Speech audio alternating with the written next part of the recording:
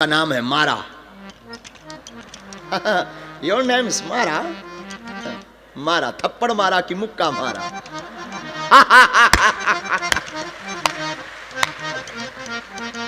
वो भी हमारे my dear sister you no mind I joking. और मेरे पागलों ये भारत ऐसा देश है, पूरी दुनिया की नजर सनातन के लिए इसीलिए है इस भारत के ऊपर। और भारत विश्व गुरु भी इसीलिए है कि उनके पास में आधुनिक वस्तुएं बहुत होंगी, आधुनिक साधन बहुत होंगे, लेकिन उनके पास साधनाएं नहीं है। पश्चिमी देशों के पास साधनाएं नहीं। पश्चिमी देशों में ये बैठे अभी हॉलैंड से आए, कोई कहीं से आया, सामने बैठे। और कल एक बच्ची हमको मिली, अब हम उसके देश का नाम तो भूल गए कहां की, पता नहीं। I know what's your country? Holland, Poland, हाँ जो भी है।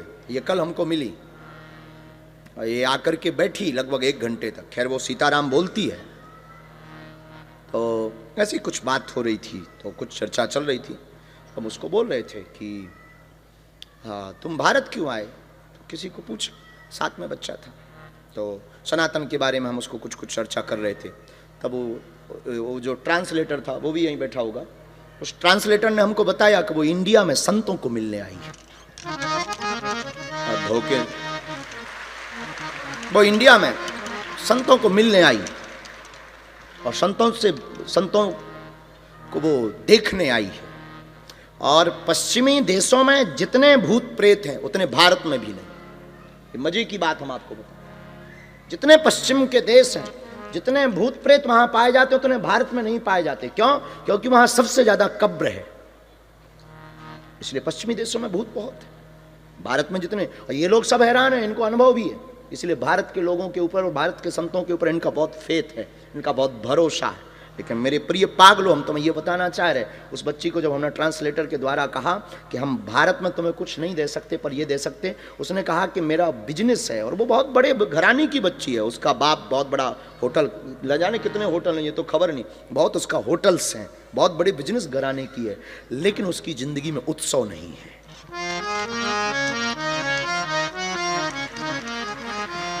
उसके जीवन में उत्सव नहीं। वैसे उसका नाम है मारा। योर नेम इज मारा। मारा थप्पड़ मारा कि मुक्का मारा।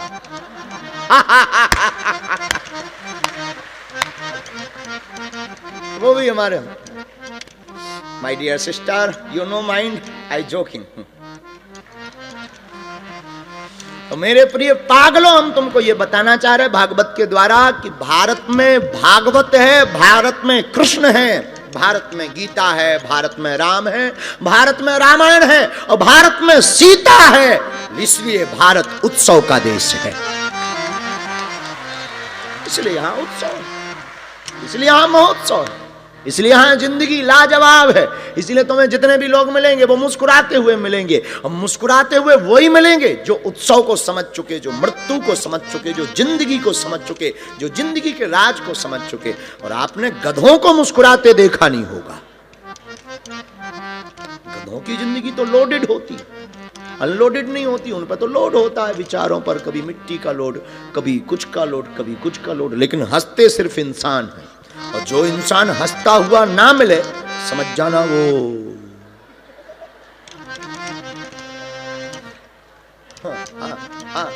खैर ये बोला ना, तो हम इसका मतलब ये नहीं कि तुम जबरदस्ती हंसो, इसका मतलब ये है कि जो भी तुम्हारे पास है उसे भगवान का प्रसाद समझो। रात गवाई सोए कर दिवस गवाया खाए, हीरा जन्म अनमोल था कौड़ी बदले जाए। भगवान ने ये जन्म तुम्हें सोने खाने कमाने गाने के लिए नहीं दी, फिल्म थिएटर देखा भी है। तुम्हारी जिंदगी कितनी शॉर्ट जिंदगी है। जन्म लिया, बड़े भय, स्कूल गए, पढ़ाई की, बीए की, नौकरी पाई, बच्चे पाए और मर गए। कितनी शॉर्ट जिंदगी, 30 सेकंड की जिंदगी। बड़े भाई, जन्म लिया, पढ़ने गए, बीए की, नौकरी की या व्यापार किया, बच्चे हुए मर गए। इतनी शॉर्ट जिंदगी।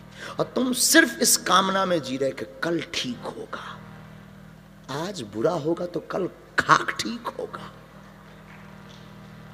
आज तुम रो रहे तो कल क्या खाक मुस्कुराओगे, आज तुम खाली हो तो कल क्या खाक बिजी होगे। आज कर्म तुम्हारा रो रहा तो कल भाग्य भविष्य तुम्हारा रोएगा। इसलिए सॉल्यूशन यही है, उपाय यही है और उत्तर यही है, जो प्राप्त है वही पर्याप्त है।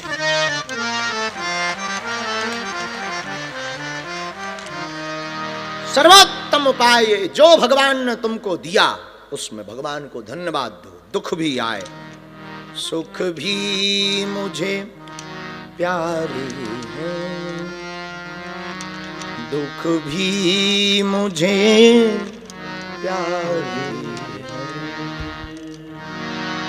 छोड़ूं मैं किसे कान्हा, दोनों ही तुम्हारे हैं। छोड़ूं मैं किसे कान्हा, दोनों ही तुम्हारे हैं। सुख भी मुझे प्यारे हैं, दुख भी मुझे प्यारे। दोनों राम जी के हैं, इसलिए साधु हमेशा मुस्कुराता, बुद्ध पुरुष मुस्कुराता।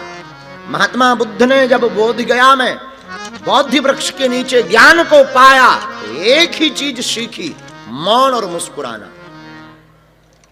मौन और मुस्कुराना दोनों की राशि एक है। मौन हो गए, चुप हो गए। बुद्धत्व को पाने वाला चुप हो जाता, कहता नहीं। जो उसका अनुभव कर लेता वो फिर बोलता नहीं है भगवान कैसे, वो मजे लेता। अध जल गगरी छलकत जाए, जिसने पाया नहीं वो बताएगा।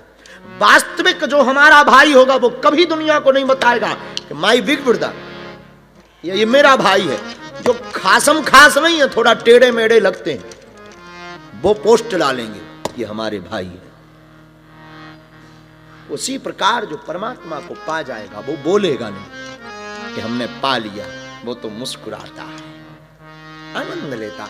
इसलिए मेरे प्रियजनों, भागवत आपको मुस्कुराहट सिखाती। भागवत मुक्ति का ग्रंथ, भागवत भक्ति का ग्रंथ, भागवत भक्त का ग्रंथ, भागवत भगवान का ग्रंथ, भागवत ज्ञान का ग्रंथ है।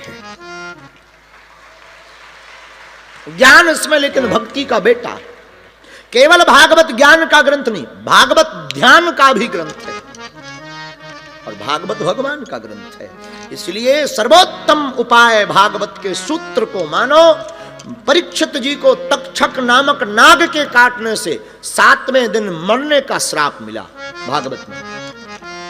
और कितनी अद्भुत फैक्ट वाली बात, 7वें दिन ही मिला।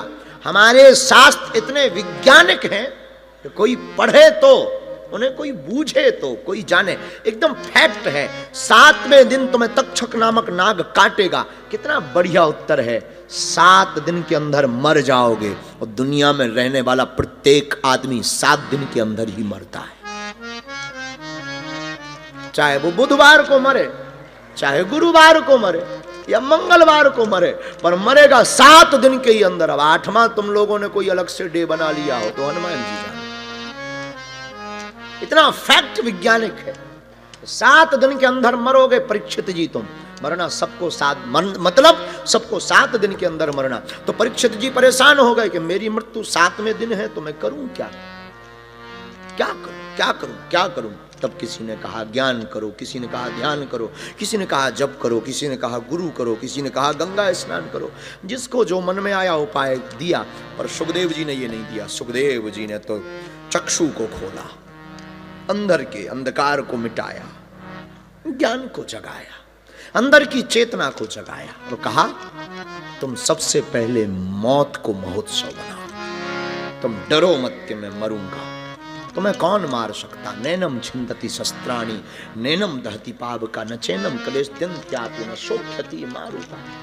गीता में भगवान कृष्ण कहते कौन आत्मा को मार सकता। जिस प्रकार हम नए कपड़े पहनने के लिए पुराने कपड़े त्यागते हैं, आत्मा नए शरीर को पाने के लिए पुराना शरीर त्यागती है। ये संसार का नियम है। हमने कई जन्म ले लिए, तुमने भी कई जन्म ले लिए, कई बार कई रिश्ते नाते हमारे तुम्हारे रहे, वो चले जा रहे और फिर चले जाएंगे, फिर दुख पा रहे, फिर रोओगे, फिर जन्म लोगे, फिर तुम जिंदगी स्टार्ट करोगे, फिर वही प्रपंच, जन्म लेना, बड़े होना, पढ़ाई करना, फिर वही शादी, फिर वही कैरियर का झंझट, फिर वही लफड़े। मेरे पागलो, हम तुमको इन सब से मुक्ति दिलाना चाहते हैं, पर मरवाना नहीं चाहते। हम तुमसे चाहते हैं कि जो तुम्हारे पास है उसमें मुस्कुराओ और भागवत को सुन करके एक ही बात समझो, नित्य उत्सव, नित्य महोत्सव, यही भागवत का सार है। यही कृष्ण का सूत्र है, यही भगवान कृष्ण का सूत्र है, यही भक्त का लक्षण है। और हमारी मति कहती है, यहां पंडित जी भी बैठे, पंडित जी हमारी मति कहती है कि रोज जन्माष्टमी मनाओ, रोज रामनवमी। भगवान कृष्ण 12 बजे रात को आए, लेकिन भगवान राम दिन में 12 बजे आए, तो दिन के 12 बजे तो रामनवमी मनाओ और रात को 12 बजे तो कृष्ण जन्माष्टमी मनाओ। झंझट खत्म। इसलिए अच्छा, इसका मनाने का मतलब ये नहीं कि तुमने गुब्बारे लगा दिए और तुमने मिठाई खा ली। ये जन्माष्टमी रामनवमी तुम्हारे लिए हो सकती है, हमारे लिए ये नहीं है। हमारे लिए तो जो है उसी में ठहाका लगाकर हंसो, भगवान को अर्पित कर दो, जो कुछ है सब मेरा तेरा। करना क्या, क्या किसको चढ़ाना। जिसने भैंस बनाई, जिसने भैंस को दूध, जिसने भैंस का दूध बनाया, उसी दूध की मिठाई बनाई, और तुम मिठाई वही चढ़ा करके कहते हमने भगवान के लिए पुण्य कर दिया। क्या खाक पुण्य किया? उस भगवान ने भैंस बनाई, उसी ने दूध दिया, उसी ने दूध दिया, तुमने खोआ की मिठाई भर बना के क्या दे दियो, तुम कहते हमने पुण्य कर लिया। और कुछ तो हद हो गई। अब यहां तुम लोग उनमें से तो नहीं हो। कुछ लोग तो बागेश्वर धाम आते हैं, हे हनुमान जी हमारी नौकरी लग जाए तो हम 3 किलो लड्डू चढ़ाएंगे। हनुमान जी जैसे बिल्कुल भूखे बैठे हो, तो ला भाई लड्डू ला, खाऊंगा। जिन हनुमान जी ने, एक आदमी हमें मिला, अब ये नहीं बताएंगे कि वो गड़ा का था कि नहीं। एक आदमी हमें मिला, हम बोले महाराज जी आप 151 बेटियों का विवाह 1 मार्च से 8 मार्च में कर रहे हो, तो हम 20-25 बेटी की शादी करवाना चाहते हैं। तो हमने उसको धोखे से चाय पिला दी। हमने कहा कि चेला बड़ा मोटा है, चाय पिलाओ उसको। दान देने वाला चेला है, दानी है, इसको चाय पिलाओ। चाय पिलाई। बाद में वो कहता है कि 25 बेटी का दान तो मुझे करना है, कन्यादान, पैसा तो देना है, पर एक काम मेरा अटका है, अगर वो हो जाए। हमने कहा क्या काम है? बोले मुझे सपना आता है कि घर में धन है, सोना, वो अगर निकल जाए तो मैं 26 बेटियों का दूंगा। फिर अपन तो बुंदेलखंडी आदमी, अपन ने इतनी ठटरी बारी, इतनी ठटरी बारी, नक कटा, आगी के लगे, नास के मिटे। अगर इतना ही जानते होते तो हम तुझे चाय पिलाते, खुद खोद के ना रख लेते। ये दान पात्र रखे बैठे हम, महीना भर में चेक करवाते हैं, जरा देखो कुछ आया क्या। 2-2 दान पेटियां यज्ञ के कारण बढ़वाई गई। यज्ञ है 2 और बढ़ाओ। ये दान पात्र रखते, कहीं हीरा पन्ना बगल में ही है 40 किलोमीटर दूर, पन्ना में हीरा की खदान निकालते, कोहिनूर निकालते, अब बेटियों की शादी करते हुए हेलीकॉप्टर से ना भेजते। दुनिया वाले, खैर हमारा ऐसा कोई विचार नहीं है, ये मत समझ लेना कि हम इतने कमजोर हैं, ऐसा कोई हमारा विचार नहीं। हम तो मौज वाले आदमी, अपना तो कन्या विवाह बहुत अच्छे से होना है, बहुत भव्य होना है, यहीं पर होना है, यही होना है और बहुत भव्य होना है। और ये भी विचार नहीं करना कि हम कभी दान की अपेक्षा से बैठे हैं। दुनिया में हमसे ज्यादा अमीर कोई नहीं है, जिसके पास हनुमान है वो सदा धनवान है। लेकिन ये है कि कोई दे तो मना नहीं करते, कमी है, कई बार कर्जा लेना पड़ता है, तो इसका मतलब ये भी नहीं कि कल से तुम दान देना बंद कर दो। इसका दो, तुम्हारी श्रद्धा है, दो, तुम दो भाई, तुम्हारी निष्ठा है। हाँ, हम रखेंगे नहीं, ये तय। तुम्हारा व्यर्थ नहीं जाएगा। तुम अगर अपने धन की शुद्धि कर रहे हो तो हम तुम्हारा व्यर्थ नहीं जाने देंगे। किसी बेटी का घर बसाएंगे, किसी भूखे को भोजन कराएंगे, किसी भूखे को भोजन। आज हमको बहुत बेटियों के नाम नहीं जोड़ने पड़े क्योंकि उतनी सामर्थ्यता नहीं थी। तो जिस दिन लिस्ट हम जोड़ रहे थे 700 फार्म आए इच्छा से। फार्म बेटियां के पिता दे गए, किसी की माँ जमा कर गई, किसी बेटी ने तो खुद फार्म जमा किए, माँ बाप थे नहीं। तो इच्छा थी कि हम सब बेटियों की शादी करें, पर 151 की क्षमता थी। मन मार के रुकना पड़ा, ठहरना पड़ा, करें क्या। और कुछ कह भी नहीं सकते, बल्कि 1-2 एक्स्ट्रा हो गई। उनकी स्थिति देखकर हम रोक नहीं पाए। हमने कहा टेंट थोड़ा कम कर लेंगे, भंडारा थोड़ा कम कर लेंगे, लेकिन इस बेटियों का होना चाहिए। मेरे पागलों, हमारा कन्या विवाह के द्वारा ना तो दुनिया को प्रदर्शन करना है, ना हम नेता हैं तो हमें वोट नहीं चाहिए। हमारा सिर्फ उद्देश्य ये है आपको जगाना कि जो आनंद खाने में नहीं है वो खिलाने में। हम सिर्फ जगाना चाहते हैं कि मठ और मंदिर केवल दान पेटियां भरने के लिए नहीं होते हैं। भारत के मठ और मंदिरों से गरीबों का घर भी बसाया जा सकता है। हम केवल जगाने हैं के लिए ये कार्यक्रम कर रहे हैं मेरे पागलों, कि पुजारी या पंडित या महात्मा या महंत पाखंडी नहीं होते। वो कई बार अपनी दिन रात की मेहनत और दिन रात के दरबार लगाकर 1-1 रुपया को जोड़ करके भूखों को भोजन भी करवा सकते हैं। हमारा उद्देश्य सिर्फ जगाना है। लेकिन खैर, यहां तो नहीं जाना चाहिए, हम जहां थे वहीं रहना चाहिए।